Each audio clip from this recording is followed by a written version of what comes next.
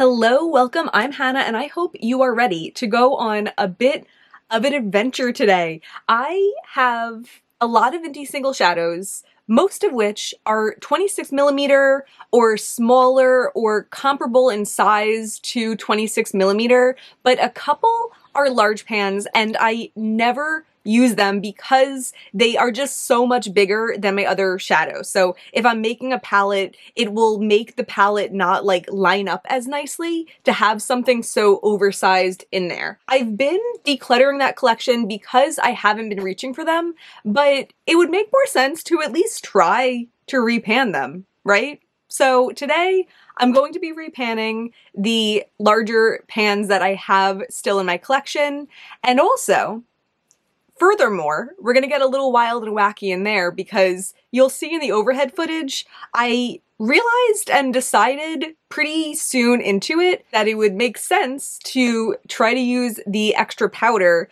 to mad scientist up my own shadows. So it's going to be a day of exploration. We're gonna see how my repotting techniques work as someone who's never repotted before and doesn't want to put that much effort into it. And also we're going to see how some of these shadows combine with each other. I will let you know later what is on my eyes right now.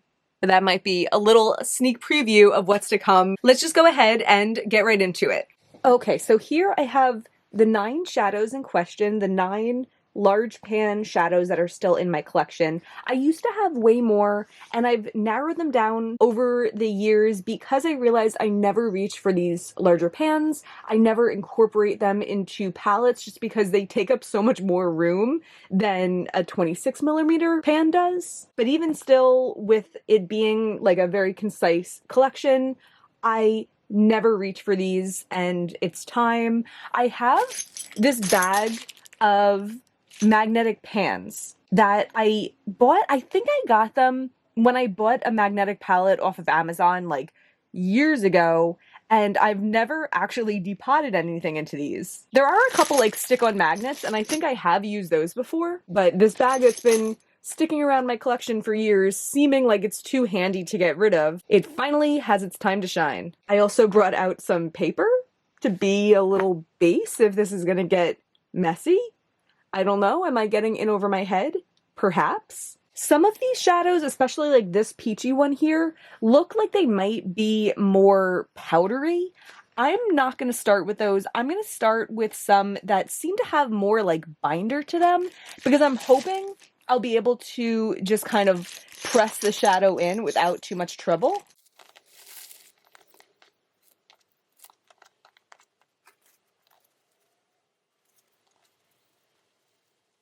Maybe I should get some alcohol to clean these with. I'm like just wiping them out with a dry tissue, but I'm like, I don't want to create an environment that's conducive to mold or whatever. Okay, I found this white alcohol that looks like it's from the 70s. In case this isn't already obvious, this is not a how-to. This is a watch me figure it out.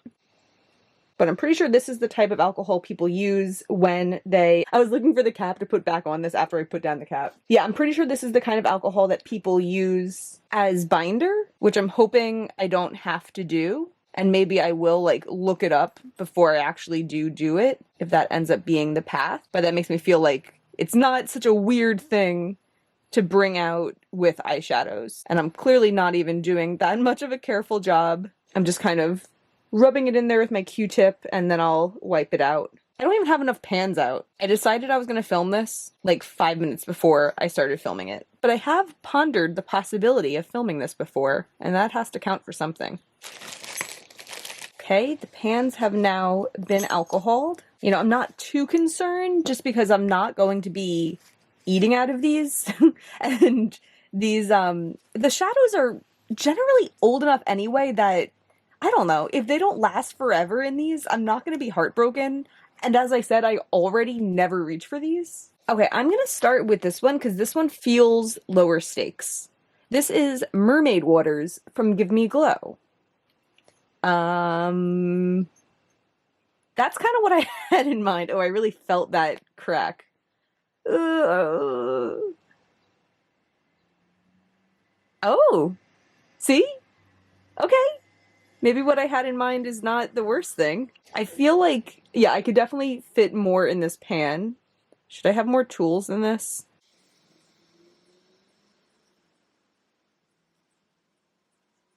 Oh, and also it's good that I have the little square magnets in here because I can use those to like press down the pan too. Maybe this dark color wasn't the best to start with because I feel like we're getting hella messy, but I am pretty excited to see this in the smaller pan because it looks like a shadow I could use. Like it looks like a different shadow because I don't even consider the larger pans ever. How to get a magnet out. So I'm pressing it down with the magnet. I probably could even put more in and do it again. Maybe that would make it more secure also. This isn't like the gooeyest shadow. I think the look of it, like it looks like it has a little bit more, I don't know, like softness to it than it really does. Because it does feel like all of the particles break up into being like small, round, powder-shaped particles. Pressing it down again. Again, I really feel it squishing down when I press on the magnet. I bet I could fill this lower and get 2 shadows out of it, but I really have no need to make it into 2 shadows. So I'm just going to try to get like as much as I can in here, and I'll just discard the rest of the powder along with the like empty 36mm pan. You know what I could do also? Maybe I'll put the leftover remnants from each of them in their own pan, and I'll make one like Frankenshadow. I like that. I'm gonna do that. I'm feeling like I need a larger setup because I'm already like, I already got so much powder around here. I already dripped some of this into one of the pans, and I'm going to need to clean my hands. So this one, I'm just gonna let it sit with this on it for a bit. It's not like it's really going to be doing much without pressure, but I might come back and like apply more pressure. Yeah. And I'm going to clean off my hands and maybe try to set up my station a little bit better for the next one now that I know what I'm getting into. Okay, I cleaned my hands off. I moved those over there for right now, my big teal mess. I emptied what was like left over on my hands into its own pan. I also still have the original pan with some stuff in it. I could even make multiple Franken shades. I could like combine all of them into one as an experiment, but I could also combine like 2. I can combine 3, you know? So like I'm keeping what I can and leaving my options open. I also cleaned out the rest of the pans because if I'm going to want to use 2 pans for each, even if one's just for storage and it's not going to stay that way, I want to be prepared with that. And I also pulled out all of these magnets so I can press down each one with its own magnet because why not? And then I don't have to clean it off in between, and I don't have to like, you know, take it off of it until it's done cooking.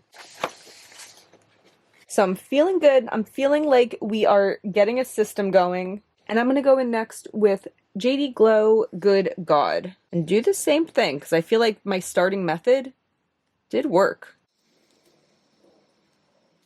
Yeah, like actually that looks perfect. I feel like I don't even need to do other things. I think that other one kind of crunched a little bit more and crumbled. This one really just put the shape in the shape. Oh, but I see now I could fit a lot more in this pan. It really condenses. What if I do that again?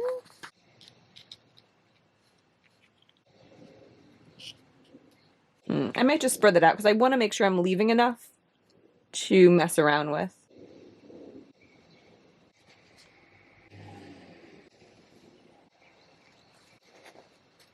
Yeah, this one's definitely not as filled as Mermaid Waters, but I think it's okay, and I'm gonna leave it there. This one was a lot less messy. Like, look at my hands. Give Me Glow Electric Unicorn. This one I felt the crunch. This one felt more like Mermaid Waters did. Oh my god, that filled up so beautifully! I think I'm going to use these shades. Yeah, I think that is pretty perfect. So the last 2 were definitely much more contained than the first one was. I didn't even have to like make its own pan of runoff. I don't know if that's formula or me just kind of doing it in a more controlled way. I think I definitely am doing it with more confidence now because I have more confidence now. Give Me Glow glass slipper. I really like this one. Yeah, that one really crunched. This one might be more similar to Mermaid Waters. Oh, that's funny. There's like, ooh, is that, I hope that's not rust down there. I feel like there's some bronzy flecks at the bottom of the pan that's now like at the top of this pan. Because it could just be unmixed shadow, but also it could be something like mold or rust. Ooh, I'm a little concerned. I think in this pan, yeah, I'm feeling something rough down there. I feel the roughness in this pan. I think I'm gonna have to not use the shadow. I don't know if you can tell, but like I can feel it in my hand that like some areas of the pan move smoothly and then other areas of the pan are kind of like stuck to the bottom. And the fact that I see that orangeness, I think I'm going to declutter the shade, which is sad, but I don't want to risk having like contaminants in my collection. And I think that's something when you keep shadows for years that you're always at risk of. I probably bought this 4 years ago at this point, maybe. I have mentioned previously though that Give Me Glow recently switched to smaller pans and I could try them out again and like, you know, see how the brand feels now that it's been several years since I've tried them. And I think maybe it was when I mentioned that someone was like, why don't you just repot your pans? And I was like, yeah, I should just repot my pans. But also, in light of this one not continuing its journey on in my collection, this is one that I could replace and I could try out some others. I don't know. Let me know if you're interested, but I'm going to toss this and wash my hands. Okay, it was time for some fresh paper. Let's keep this thing going. JD Glow Unexpected. Probably, maybe my top two of the favorite shades of these larger pans that I never use. That did not crunch. Oh, but it fell out of the pan when I tried to flip it. Ooh. Okay, that didn't stick in the pan the way that the others seem to have. So maybe this will be a messy one too. Yeah, it feels so like stuck to the bottom of its own pan. I guess that's why. But it is a very mushy shadow.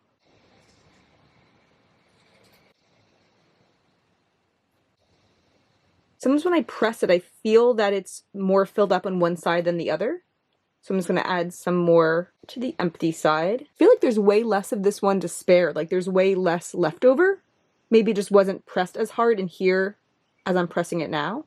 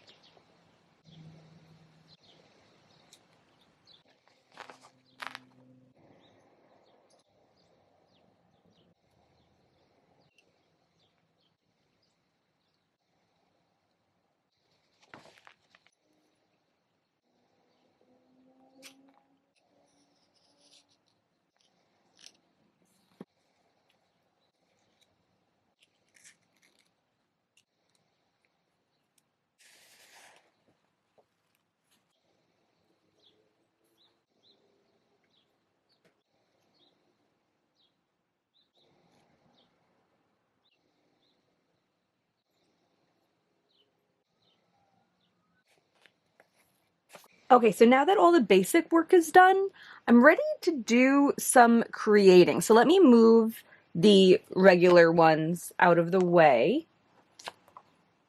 Okay, I think the thing that I should do first is start my Mega Franken shade with all of them because I want to try to have even amounts, and it really seems like there's quite a big variance of how much extra product is left over shadow to shadow. I guess some just pack down more than other ones do. So I'll do that, and then I'll start looking at combinations to make some others. I'm gonna get a toothpick. I grabbed a couple of toothpicks because who knows what will happen. I also haven't considered how I'm going to like combine the different formulas and get them to stay. I think I sped through it, but for one of them, I think it was xenon. It wasn't like re-adhering in the way that I thought it might. It felt like just separate particles that didn't want to stick together.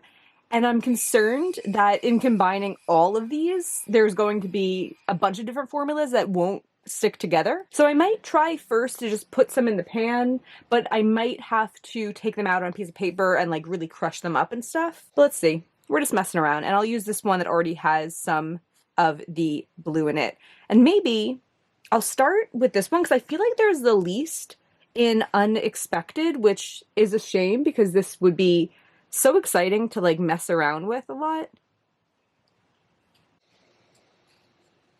I have no idea how much I need, so I'm just kind of doing it, and then I might have to add more of all of them if possible, but I'm just trying to keep like the same-ish amount of each shadow. It's not going to be an exact science because I'm not really keeping track of it. I'm just doing it by eye. But that's the idea that I have in my mind.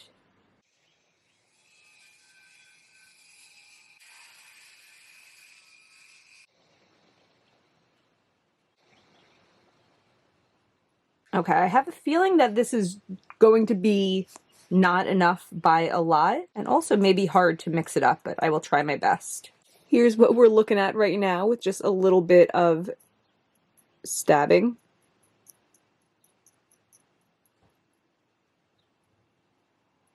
But yeah, I think it's going to take a lot to make these pigments really break up small and combine. So I might need to like take it out and mash it a little bit. I am interested though, like I feel like it's an interesting color selection that we have with these 8 pans.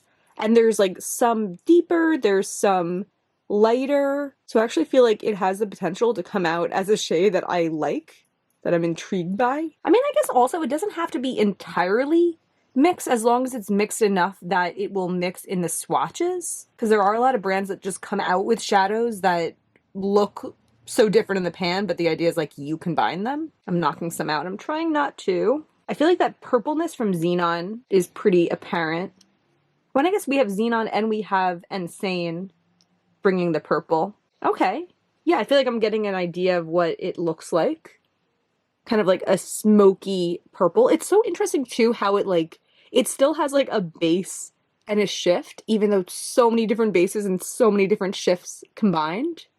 I'm sure this is not news for people that regularly do this, but I never have. I haven't pressed this yet, but I can tell that it's not a full amount of shadow, so I am going to go back through and add a little bit more from each pan.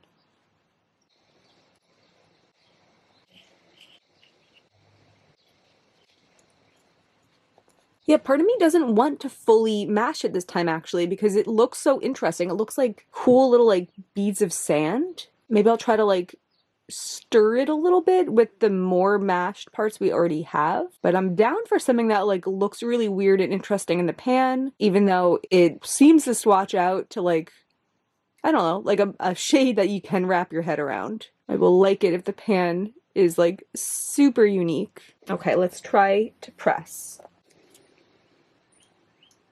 It definitely pressed down a bit, but I feel like it's pressing down to a good height. Huh? Yeah, cool. I'm into it. I'll definitely swatch it out, an official swatch, a little later. And let me put its hat back on. And then we still have all of this to do something with. So my original thought was doing like 4 more cool tones together and then 4 more warm tones together. And then I was like, is that too boring? Should I be looking for something more creative than that?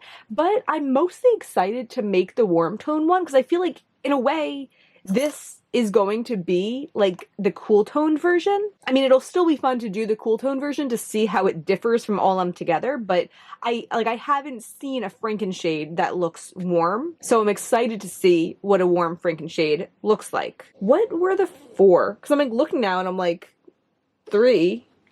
I know I was planning combining those 3. Was I thinking Electric Unicorn too? Maybe I was thinking that one? I'm trying to remember my thought process now.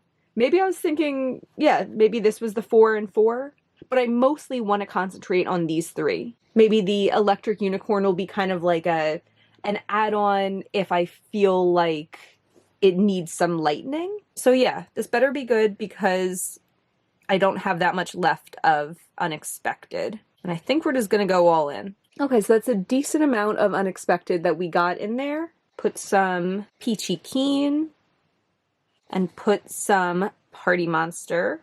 And we'll see how that's looking. I really don't have much more Unexpected to add in, but I could play with the levels of other things. Or if it's perfect, I could just leave it even though it'll be like a pretty shallow pan. It's not like I'm using up my eyeshadows anyway, so it wouldn't be so bad if there's not a lot of product in here. Yeah, the hardest thing seems to be getting Peachy Keen to mash up because it feels so much more like a normal powder, like a hard powder, and the other pigments feel a little bit more like spongy. If I keep this up, I'm gonna need a mortar and pestle. I used to work at a pharmacy a couple of years before I stopped working there. I stopped working there in like 2019. We renovated and we were going through like really old cupboards that had obviously not been touched in forever, and there was like a mortar and pestle with a dead cockroach in it, and there was like formaldehyde like in a bottle, like stuff that like a modern pharmacy, especially a commercial one, is just not going to have. Very like mad scientist stuff. Okay, let's test the progress with a little bit of a swatch. I don't want to waste any. Just want to get a little bit. All right, that's an interesting color. Yeah, in a way, I wish I could add a little bit more of the warmth to it, which is mostly Unexpected, but I can't. That's okay. Let me see, just on my hand, if I think it could benefit from Electric Unicorn, because this has like a goldishness to it that's quite warm. But in a way, I feel like that makes it look more like a normal shadow, and I want it to look a little odd. Let me see another swatch if I add a little bit of that one in, that silvery one. Oh, I kind of like that a little better. I'm just going to do a little bit. I feel like that swatch kind of like teeters the line between warm and cool, and that's what I like. So just a little bit of that guy in there. Yeah, again, kind of like the last one. I don't think I'm going to get it to be perfectly mashed up in the pan, but I know it'll kind of blend itself in the swatch, and that's okay. Yeah, so I'm gonna press this one and call it good. This one is very shallow in the pan, but that's okay. That one's like my special little experiment. Next, let's start working on this cool tone one, and I'm actually just gonna use this pan because we already have a lot of mermaid water in here. I might add some more. Since there seems to be so much pigment in this mermaid water, this one's just gonna be very heavy on this. And then I want to add xenon. I'm excited to see how this like cooler purple will go with the teal. Actually, that feels like a lot of xenon too. Okay, let me start, a little more xenon. Okay, I'm gonna start mashing these. You know what would have been better than mashing with a toothpick? Like a pencil eraser, but I feel like the toothpick probably is more clean. I think this one's gonna be really interesting. Yeah, I guess I said I was going to be making a cool tone one with like all of the cool tone ones, and then I just went in with these. But I kind of feel like if I combined all the cool tone ones, it would have a similar vibe to the shadow with all of the shadows. But still, I could add a little bit more something to this if I feel like it needs it. Also, I'm going to keep going because we still have more shadow left, and it's like, why not? All right, let's do a little test swatch. Oh. That looks very pretty. Yeah, I'm excited about this. I feel like I don't want to add other things to it. And also, I feel like I could add more pigment to it, like more of the mermaid water and xenon, but I'm going to hold off until after I've created more and then see if I want to use those for the other ones or see if I just want to dump them in here. Okay, for this next one, let's do a clean toothpick. And I'm going to do a lot of Electric Unicorn. Okay, I'm interested to see how this one will combine with it. I want to add more to this too, but like I'm so curious to see how these two will look together. Something like light and silvery and blue, and something kind of light and golden. I really want like the shadows to look distinct from each other. Okay, let's see how this one is going. It kind of looks like a softened Electric Unicorn. So in a way that feels not unique enough to me, so I'm going to add some other things into it. Like, let's add Insane. There's definitely a hair in here. I feel like that might have already been in the pigment. I don't know. I'm a firm believer of you find a hair in your food, you take it out and keep eating. Why do I keep comparing these shadows to food today? I promise I'm not going to eat them. I actually think the purple might not have gone as far in there as I thought it might, but let's get a little sample swatch. Yeah, it actually doesn't look that different. I think this was the swatch before and this is it now. So I think I'm going to add some more purple, although it does look very pretty. Okay, there's definitely a couple specks of mermaid water going in here just because there was so much around this pan. But I don't think a couple like pieces of turquoise are going to throw the whole thing off. Another little hair. Huh. Interesting how within Insane, like I can see that there's warm purple and cool purple. I feel like things like that within one shadow makes it more dynamic. Okay, this is getting hard to stir because it's so filled. I'm gonna call this one done and then we'll be surprised. Oh, I think I got another big piece of mermaid water in there. Yeah, I'm gonna call this one done and then we'll be surprised when we see it in action during the grand reveal runway show of all my Franken shadows. It is funny, after it's pressed, it's like, yeah, I could definitely put more in there, but I won't. I'll leave it alone. We'll mess around with other combinations. Okay, we're getting towards the end of it. I've pretty much emptied out Insane. I've pretty much emptied out Unexpected. I feel like I'm going to finish by just like pouring whatever's left together, but I think if I do that right now, the result might be too similar to the all of them shade that we already have. So I want to do one more curated shade, one more like 2 shadow type of shade. And I think I'm going to focus on Xenon and Party Monster because they're both like really shiny and shifty. I love Party Monster. I don't know if I've said this in this video at least, but Party Monster is like one of my favorite shadows. I just don't use it that much. So I feel like combining that with another shifty, shiny shade is sure to give me an interesting result. And also I wonder how this like berry shade is just going to react in general with like cool purple. But they both have a cool shift to them. Like Party Monster's shift is more greenish, and I believe Xenon's shift is like green and yellow. These colors look so cool together. I also feel like they're kind of not mixing at all. They're like, what are we supposed to do? I don't know her. Okay, let's see if I can get a little sample of what this is starting to look like.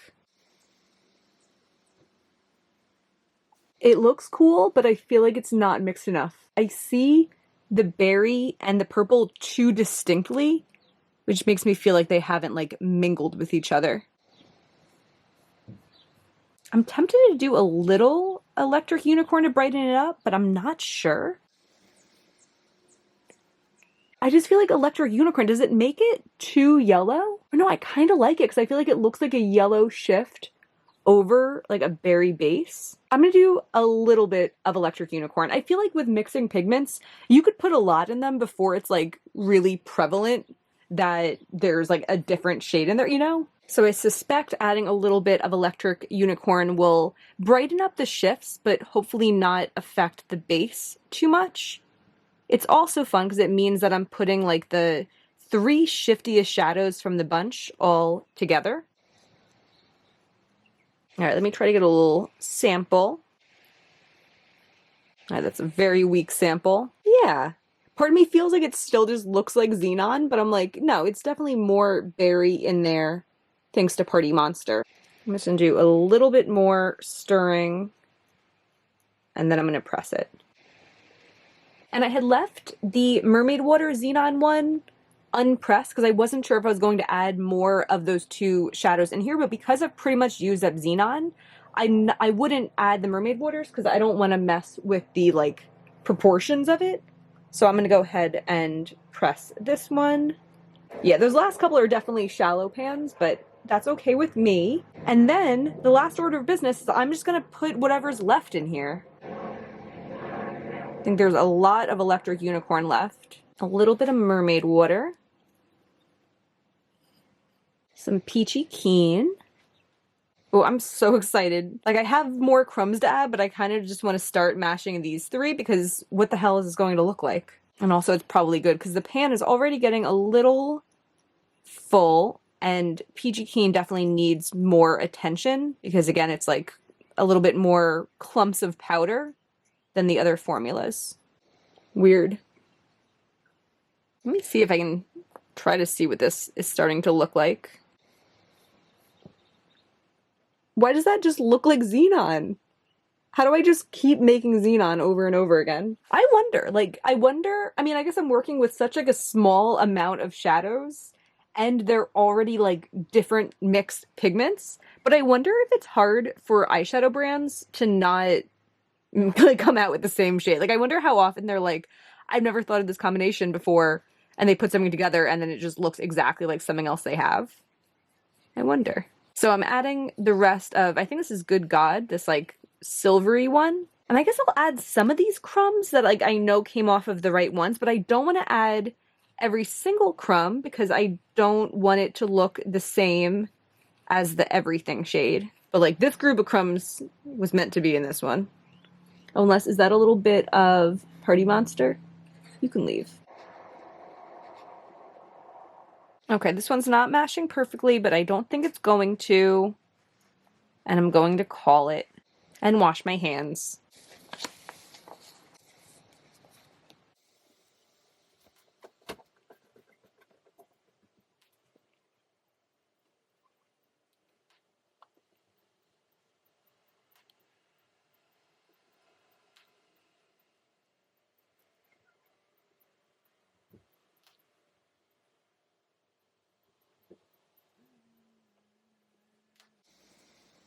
Gorgeous. So here we have our 8 existing shadows in their new little 26mm homes. And I love them. They look so cute. I do think Xenon is way less filled than the other ones, but it's funny that like Mermaid Waters was the one that I had so much extra and it's the most filled out of all of them. Either way, entirely doesn't matter because I will never use these up, but just funny how different shadows fill differently. Let me give you some swatches of these before we move on to all of our weird creations.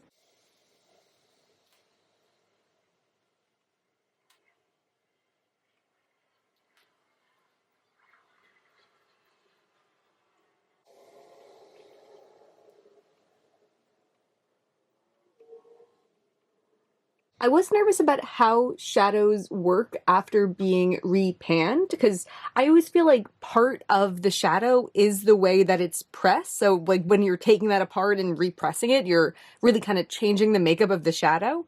But maybe that's just like logic that only works in my head because all of these felt and swatched beautifully.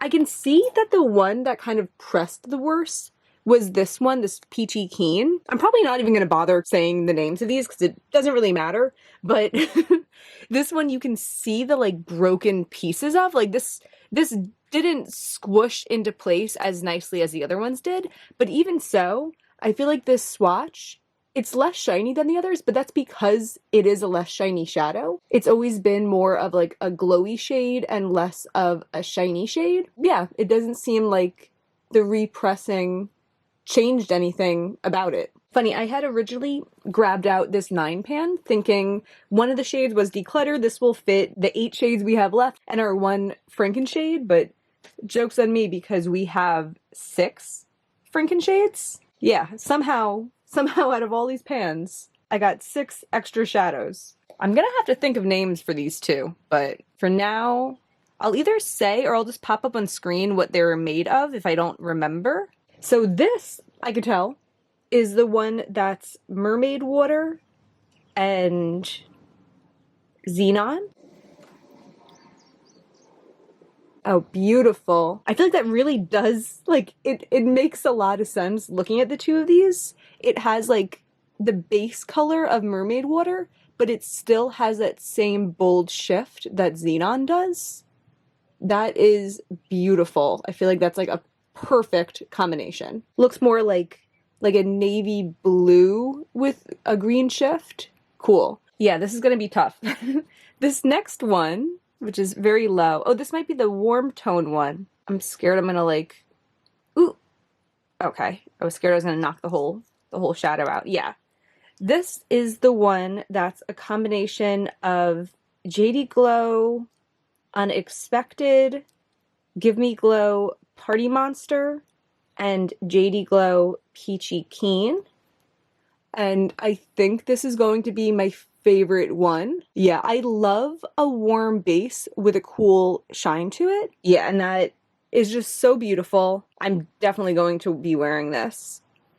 And I think you could see, like, it makes sense that it's related to Unexpected, but it's like more peachy in the base and more cool in the sparkle. Next we have this one, which is a combination of Peachy Keen, I think Electric Unicorn, Mermaid Waters, and Good God.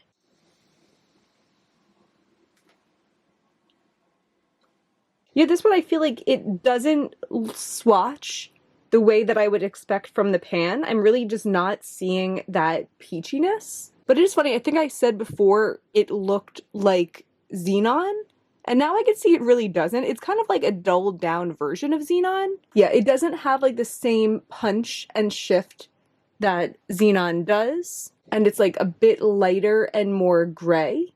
So it's interesting, it's unique, but it's not going to be one of my favorites, I think. This one, it's like a surprise every time. I'm like, how did I create this many shadows?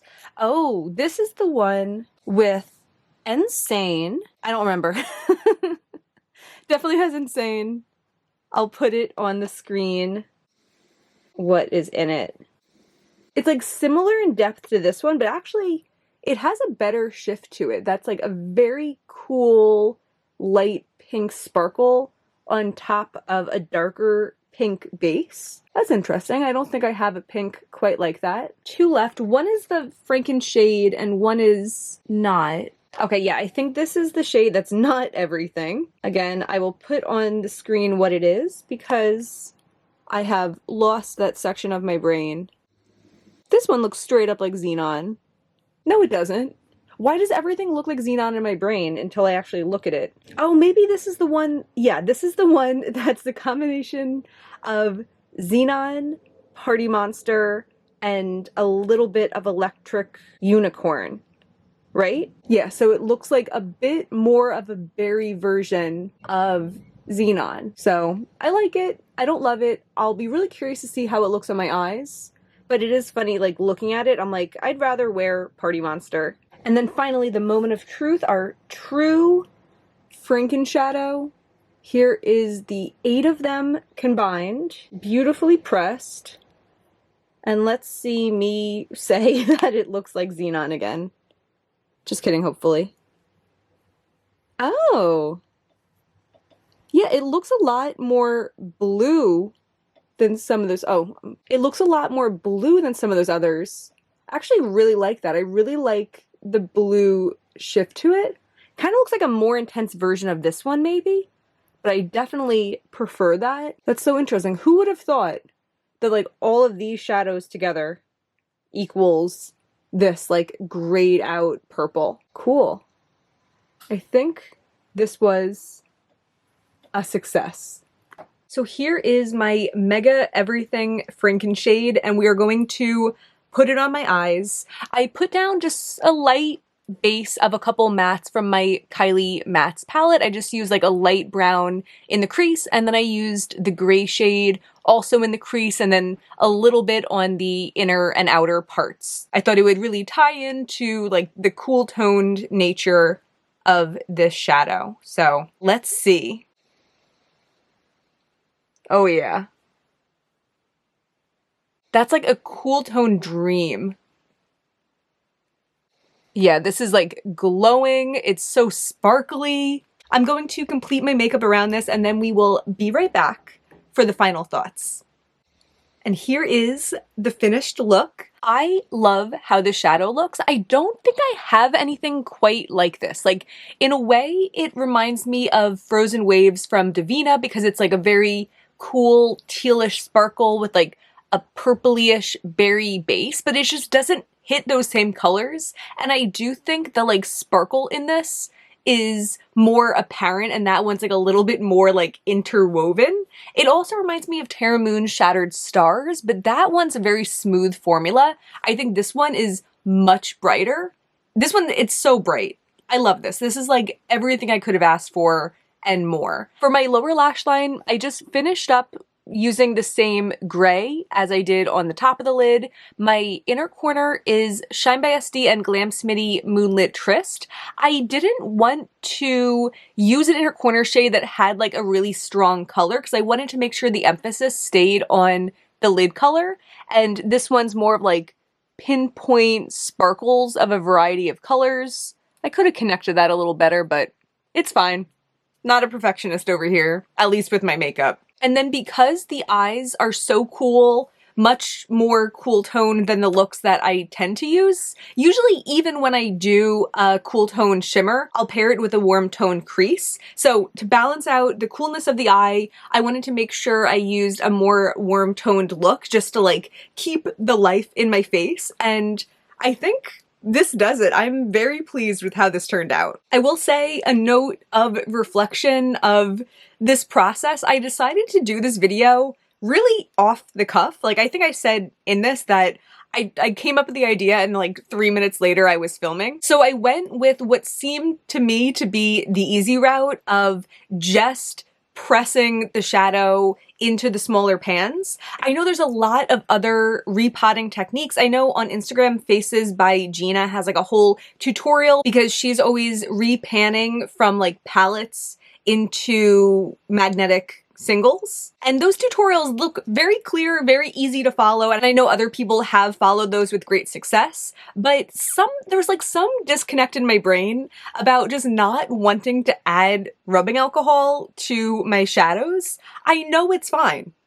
I know it's fine, but I don't know, I just feel like I could be changing like the structural integrity of the shadow by altering the ingredients in it. Even though the alcohol, it might like come out.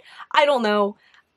It just seems so much easier to me to just press them without like crunching them up, adding anything, doing all the work. So I think a byproduct of the way that I did it is these are going to be much more crumbly than they would be if I really like reconstituted them into the pan. I'm okay with that. I have very mixed feelings about fallout, but especially in this case, like I know I created this problem for myself, so I'm willing to assume the risk. But even with all that said, this is staying on my lid really well, and it didn't give me that much fallout once I like pressed it down with my finger and pressed it onto the lid.